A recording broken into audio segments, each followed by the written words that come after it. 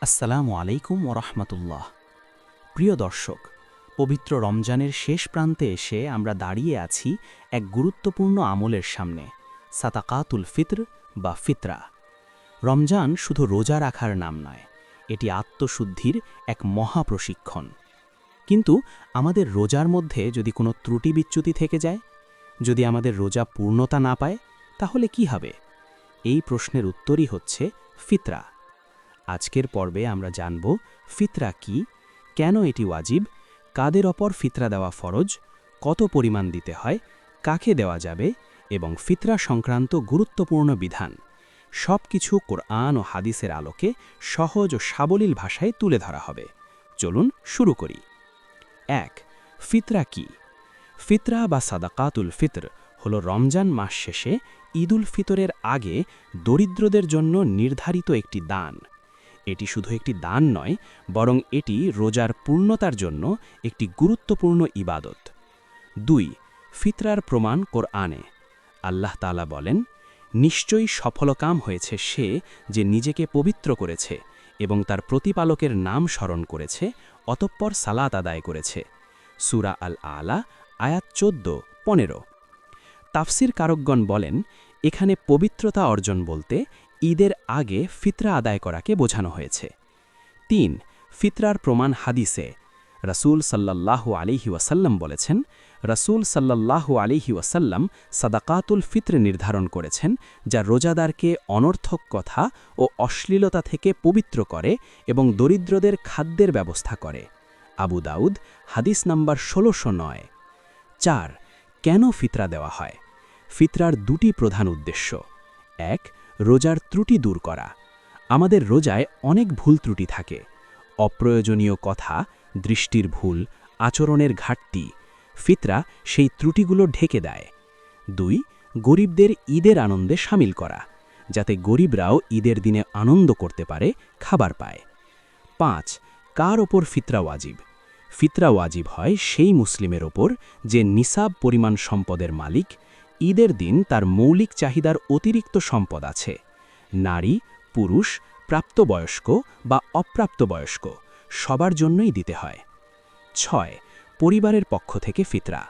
একজন ব্যক্তি তার নিজের, স্ত্রী, সন্তানদের পক্ষ থেকে ফিতরা আদায় করবে। হাদিসে এসেছে, তোমরা প্রত্যেক স্বাধীন ও দাস, পুরুষ ও নারী, ছোট ও বড় সবাইয়ের পক্ষ থেকে ফিতরা আদায় করো। সহিহ বুখারী হাদিস নাম্বার ১৫০৩। ৭. ফিতরার পরিমাণ কত? রাসূল সাল্লাল্লাহু আলাইহি ওয়াসাল্লাম নির্ধারণ করেছেন ১ সা খেজুর অথবা ১ সা জব। সহিহ বুখারী হাদিস নাম্বার ১৫০৬। ১ সা সমান প্রায় ২.৫ থেকে ৩ কেজি খাদ্য। বর্তমানে সাধারণত চাল, গম, খেজুর, কিশমিশ এর মূল্যের ভিত্তিতে ফিতরা নির্ধারণ করা হয়। ৮. টাকা দিয়ে ফিতরা দেওয়া যাবে কি? হানাফি মাযহাব অনুযায়ী খাদ্যের পরিবর্তে তার সমমূল্যের টাকা দেওয়া জায়েজ। এতে দরিদ্রদের জন্য বেশি উপকারী হয়। ৯. ফিতরা দেওয়ার সময়। উত্তম সময় ঈদের নামাজের আগে। হাদিসে এসেছে, যে ব্যক্তি ঈদের নামাজের আগে ফিতরা আদায় করে তা গ্রহণযোগ্য ফিতরা, আর নামাজের পরে দিলে তা সাধারণ সাদাকা। আবু দাউদ হাদিস নাম্বার ১৬০৯। কখন থেকে দেওয়া যায়? রমজানের শেষ কয়েকদিন থেকেই দেওয়া যায়। ১০. ফিতরা দেরি করলে কি হবে? ঈদের নামাজের পর দিলে তা ফিতরা হিসাবে গণ্য হবে না, সাধারণ সাদাকা হিসাবে গণ্য হবে। ১১. কাকে ফিতরা দেওয়া যাবে? ফিতরা দেওয়া যাবে গরিব, মিসকিন, অভাবগ্রস্ত মুসলিম। কাকে দেওয়া যাবে না? ফিতরা দেওয়া যাবে না ধনী ব্যক্তিকে, নিজের মা-বাবা, সন্তান, স্ত্রী। ১৩. গুরুত্বপূর্ণ কিছু মাসআলা। ১. জন্ম নেওয়া শিশুর জন্য। ঈদের আগে জন্ম হলে তার পক্ষেও ফিতরা দিতে হবে। ২. মৃত ব্যক্তির জন্য। ঈদের আগে মারা গেলে তার ওপর ফিতরা নেই। ৩. আগেই দিয়ে দেওয়া। রমজানের মাঝামাঝি সময়েও দেওয়া জায়েজ। ১৪. ফিতরার সামাজিক গুরুত্ব।